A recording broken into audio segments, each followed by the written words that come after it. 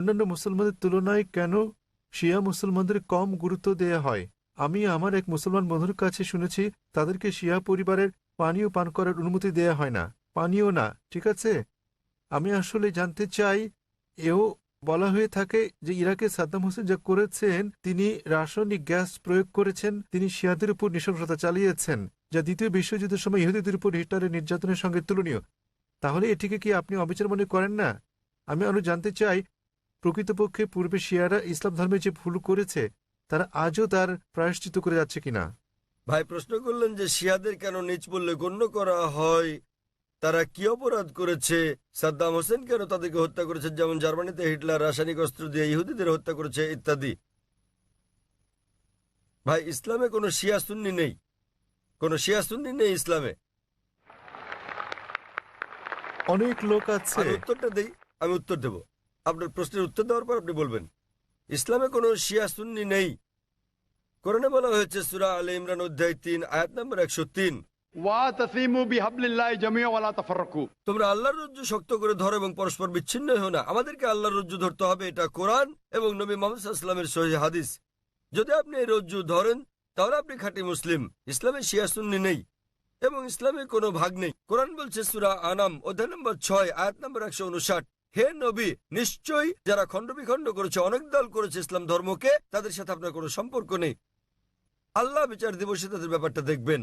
এবং আমাদের নবী মুহাম্মদ সাল্লাল্লাহু আলাইহি ওয়াসাল্লাম বলেছেন যে মুসলিমদের মধ্যে 73টি দল হবে, এর মধ্যে কেবলমাত্র একটি দল যাবে জান্নাতে। সাহাবাগণ জিজ্ঞেস করলেন কোন দলটি? যারা অনুসরণ করবে আমাকে এবং আমার সাহাবীদের, যারা কোরআন এবং নবীর সহিহ হাদিস মেনে চলবে তারা। সুতরাং কোরআন বলছে ধর্মকে খণ্ড বিখণ্ড করো না। আমাদের নবী বলেন, এমনকি কোরআনে বলা হয়েছে কিছু লোক থাকবে তারা দল সৃষ্টি করবে। কতটা? 73টা। যে দল সঠিক পথে থাকবে তারা বিভাজন সৃষ্টি করবে না। সুতরাং যে কেউ নিজেকে মুসলিম ছাড়া অন্য কিছু বললেও শব্দটি হবে মুসলিম। মুসলিম মানে যে নিজের ইচ্ছাকে আল্লাহর কাছে সমর্পণ করেছে। নবী কি ছিলেন? তিনি শিয়া ছিলেন না সুন্নি ছিলেন? তিনি কি ছিলেন? তিনি ছিলেন মুসলিম। এবং এর আগে আমি বোনকে যে জবাব দিয়েছি তাতে ছিল সূরা আলে ইমরান অধ্যায় 3 আয়াত নম্বর 64 বলা হয়েছে, ফাকুলু শাদু বিআন্না মুসলিমুন। সাক্ষী থাকো যে আমরা মুসলিম। বিচার করার জন্য আপনি কি করবেন মুসলিমরা ঠিক না ভুল পথে চলছে? আপনি দেখবেন কোরআন। মোহাম্মদ, জাকির, সুলতান, আব্দুল্লাহ, যে কোনো নাম হোক, কোনো সমস্যা নেই। নিজেকে পরীক্ষা করতে বলেন, যদি সে কোরআন এবং নবীর নির্ভরযোগ্য বাণী বুখারী, মুসলিম ইত্যাদি অনুসরণ করে তাহলে সে খাঁটি মুসলিম। যদি সে নবীর প্রকৃত শিক্ষার বাইরে যায়, বুখারী, মুসলিম এবং অন্যান্য সহিহ হাদিসের বাইরে যায় এবং কোরআনের বিপক্ষে যায়, তাহলে সে প্রকৃত মুসলিম নয়। প্রকৃত মুসলিম হচ্ছে সে যে মেনে চলে কোরআন এবং নবী মুহাম্মদ সাল্লাল্লাহু আলাইহি সাল্লামের যথাযথ শিক্ষা। সুতরাং এটা জানার পর নিজেকে সে যাই বলুন না কেন, যদি না মেনে চলেন কোরআন এবং নবীর সব শিক্ষা হাদিস, তাহলে সে প্রকৃত মুসলিম নয়। আপনার প্রশ্নের দ্বিতীয় অংশ, সাদ্দাম হোসেন। প্রশ্নের মধ্যে সাদ্দাম হোসেন নেই? আছে প্রশ্নের মধ্যে? হ্যাঁ, সাদ্দাম হোসেন। সাদ্দাম হোসেন শিয়াদের হত্যা করেন। ভাই আমি জানি না তিনি শিয়াদের হত্যা করেছেন কিনা, এটা মিডিয়া বলছে। কিন্তু হোক সাদ্দাম হোসেন, হোক হিটলার, হোক জর্জ বুশ, যে কোনো নিরপরাধ মানুষকে হত্যা করে, শিয়া সুন্নি বাদ দেন, যদি সে হত্যা করে নিরপরাধ কোনো হিন্দু, নিরপরাধ খ্রিস্টান, নিরপরাধ ইহুদিকে, তাহলে সেটা বড় অপরাধ। হোক না কেন সাদ্দাম হোসেন, হোক জর্জ বুশ, হোক না হিটলার, যে কোনো নিরপরাধ মানুষকে হত্যা করে, হোক সে মুসলিম বা অমুসলিম, হোক না কোনো হিন্দু বা খ্রিস্টান কিংবা ইহুদি, যদি কেউ কোনো নিরপরাধ মানুষকে হত্যা করে, সেটা হচ্ছে একটা পাপ কাজ, এটা নিষিদ্ধ। কারো সাফাই করতে আমি এখানে আসিনি। তাতে হোক তার নাম জর্জ বুশ, হিটলার, সুলতান, আব্দুল্লাহ, টম, ডিক, হ্যারি বা যে কেউ, যে কোনো নির্দোষ মানুষকে হত্যা করা সবার জন্য নিষিদ্ধ। আশা করি উত্তরটা পেয়েছেন। স্যার, তার মানে আপনি বলতে চান আমাদের শিয়া সুন্নি কিংবা বহুরি মুসলিমে বিশ্বাস করা উচিত আমি নয়, তা স্যার? বলছি না। কোরআন কোন শিয়া সুন্নি নেই কোরআনে। কোরআনে মানে কোনো স্যার, বহরি নেই। এখানে অনেক মসজিদ আছে, অনেক মসজিদ। তাহলে আপনি তাদেরকে বলেন, তাদের জিজ্ঞেস করেন শিয়া কথাটা কোথায় আছে কোরআনে, তাকে জিজ্ঞেস করেন বহরি কোথায় আছে কোরআনে। স্যার, এটা আমার কলেজ বান্দ্রায়, স্যার, আমি অধ্যয়ন করছি। সুতরাং তারা মেনে চলছে না। আপনাকে যা করতে হবে তা হচ্ছে তাদের জিজ্ঞেস করেন তারা কি মুহাম্মদ সাল্লাল্লাহু আলাইহি সাল্লামের শিক্ষা অনুসরণ করে চলছে, তারা কি আল্লাহ সুবহানাহু ওয়া তাআলার শিক্ষা অনুসরণ করছে। আল্লাহ কোরআনে বলেছেন সূরা আনাম অধ্যায় নম্বর 6 আয়াত নম্বর 159, যারা সৃষ্টি করেছে বিভক্তি ইসলাম ধর্মে, তাদেরকে আপনার কিছু করার নেই। ইসলাম ধর্মে বিভক্তি সৃষ্টি করা এটা হচ্ছে হারাম।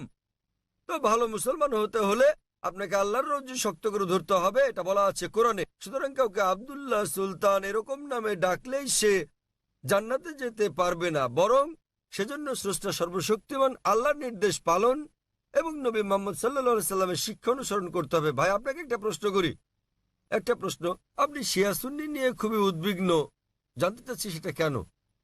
স্যার অনেক কিছু আমার বন্ধুরা। না না, আপনি কি ইসলাম কবুল করতে চান, তারপরে কোন দলে যাবেন ভাবছেন? স্যার আমি মানে আপনাকে আমি জিজ্ঞেস করছি, জি আপনি কি ইসলাম কবুল করতে চান আর ভাবছেন শিয়া না সুন্নিতে যোগ দেবেন, তাই? স্যার না না, আমি ইসলাম কবুল করতে চাচ্ছেন না। স্যার এখানে অনেক ধর্ম আছে, ইসলাম ধর্মের অনেক ভাগ আছে। কোনো বিভক্তি নেই ইসলামে। ইসলামে কেবল একটি শব্দ আছে, মুসলিম। আপনাকে যে যাই বলুক, হ্যাঁ হ্যাঁ, আপনাকে তারা বলেনি যে কোরআন বলেছে। আমি আপনাকে রেফারেন্স দিচ্ছি। লোকটি আমাকে বলেছে তিনি সুন্নি, তিনি আমাকে বলেন তাকে সুন্নি হতে দিন, শিয়া হতে দিন, বহরি হতে দিন, যে কোনোটা। তাকে বলুন কোরআন বলছে বিভক্তি সৃষ্টি করো না। অধ্যায় নম্বর 6 লিখে রাখুন আপনি। এর অর্থ অধ্যায় নম্বর 6। স্যার এর অর্থ এগুলো সব হতাশাজনক। তিনি কোরআন মেনে চলছেন না। কোরআন বলছে সূরা আনাম অধ্যায় 6 আয়াত নম্বর 159, আপনি নোট করে রাখুন যে ডক্টর জাকির নায়েক বলেছেন, সূরা আনাম অধ্যায় 6 আয়াত 159 আছে, বিভক্তি সৃষ্টি করো না তোমরা। আপনাকে যা করতে হবে, নিজেকে ঈশ্বরের কাছে সমর্পণ করতে হবে আপনার। এখন আমি জানতে চাই, আপনি কি নিজেকে ঈশ্বরের কাছে সমর্পণ করতে চান? ভাই, হ্যাঁ নিজেকে ঈশ্বরের কাছে সমর্পণ করতে চান আপনি? স্যার আমি ইসলামকে শ্রদ্ধা করি, আমি না না, ইসলামে ঠিক বিশ্বাস আছে। করি। আপনি ইসলামকে শ্রদ্ধা করেন, আপনি কি এক ঈশ্বরে বিশ্বাস করেন? হ্যাঁ এক ঈশ্বরে বিশ্বাস করেন আপনি? হ্যাঁ, জি স্যার আমি ঈশ্বরে বিশ্বাস মূর্তি করি। পূজা করা ঠিক নয়। হ্যাঁ হ্যাঁ, আপনি কি বিশ্বাস করেন ঈশ্বরের কোনো প্রতিমা নেই?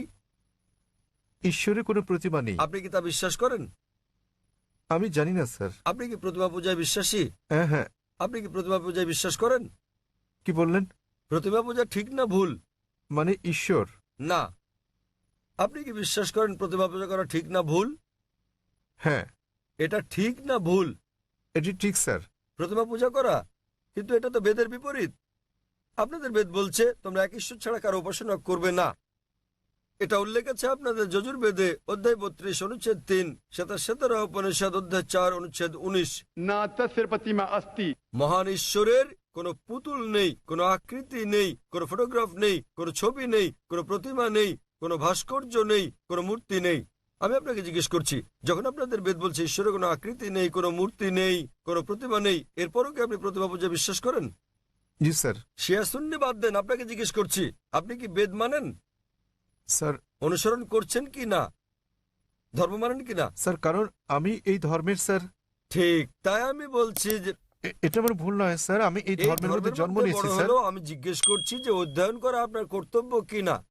সে কারণে আপনার বেদ, আমি এই বিষয়টি অনুসন্ধান তাই আমি করছি। আপনাকে বলছি ভাই, আপনাদের ধর্মগ্রন্থ বেদে আছে, যজুর্বেদ অধ্যায় 32 অনুচ্ছেদ 3, শ্বেতাশ্বেতার উপনিষদ অধ্যায় 4 অনুচ্ছেদ 19, এটা বলছে। न तस्य प्रतिमा अस्ति এটা একটা সংস্কৃত উদ্ধৃতি। এর মানে সর্বশক্তিমান ঈশ্বরের কোনো প্রতিমা নেই, কোনো আকৃতি নেই, কোনো আলোকচিত্র নেই, কোনো ছবি নেই, কোনো ভাস্কর্য নেই, কোনো প্রতিমূর্তি নেই, কোনো পুতুল নেই। যদি আপনার ধর্মগ্রন্থ বলে সর্বশক্তিমান ঈশ্বরের প্রতিমা নেই, তাহলে কি প্রতিমা পূজা করা ঠিক না ভুল? ঠিক না ভুল? ঠিক বেঠিক ঠিক করার মতো এত বড় ব্যক্তি আমি নই স্যার। না না, আপনার ধর্মগ্রন্থ বলছে ঈশ্বরের কোনো আকৃতি নেই, কোনো প্রতিমা নেই, কোনো মূর্তি নেই, কোনো ছবি নেই, তথাপি ঈশ্বরের মূর্তি করা ঠিক না ভুল? কেন আমার পূর্ববর্তী ব্যক্তিগণ মানে আমার পূর্বসূরীরা কেন এই কাজ করেছে স্যার? স্যার আমি তাদের দোষ দিতে জি? পারি না। আমার আমার পূর্বসূরীরা, আমার পূর্বে হিন্দু ধর্মের লোকের এটা করেছে স্যার। স্যার আমি তাদের দোষ দিতে আমি পারি না। হিন্দুদের প্রশ্ন করছি না, আমি আপনাকে জিজ্ঞেস করছি আপনার ধর্মগ্রন্থ, আপনার ধর্মের সবচেয়ে গ্রহণযোগ্য গ্রন্থ কোনটি? আপনি জানেন না? কি আপনি স্যার? কি জানেন আপনার ধর্মের সর্বশ্রেষ্ঠ গ্রন্থ কোনটি? স্যার এটা মানে হচ্ছে বেদ। হ্যাঁ তাহলে আপনি দেখেন আমার ভিডিও ক্যাসেট ইসলাম ও হিন্দু ধর্মের সাদৃশ্য সমূহ। আমি অনুরোধ করছি ভলান্টিয়ারদের তাকে একটা ইসলাম ও হিন্দু ধর্মের সাদৃশ্য নামে ডিভিডি দেওয়ার জন্য। আপনার কোনো প্রশ্ন থাকলে আমার সঙ্গে সাক্ষাৎ করতে পারেন, ইনশাল্লাহ আপনার সন্দেহ দূর হবে। আর আমি আপনাকে অনুরোধ করব এটা পড়ুন, বুঝুন এবং সঠিক শান্তি খুঁজে নিন। স্যার শেষ কথা আমি আপনাকে জিজ্ঞেস করতে চাই স্যার, মানে আমাদেরকে এসব বিশ্বাস করলে হবে না যে ইসলামে অনেক বিভক্তি আছে যেমন শিয়া সুন্নি, এগুলো আমাদের বিশ্বাস করা উচিত নয়, আমাদের কেবল কোরআনে বিশ্বাস করা উচিত। ঠিক। কোরআন এবং নবীর সহিহ হাদিস ব্যাস।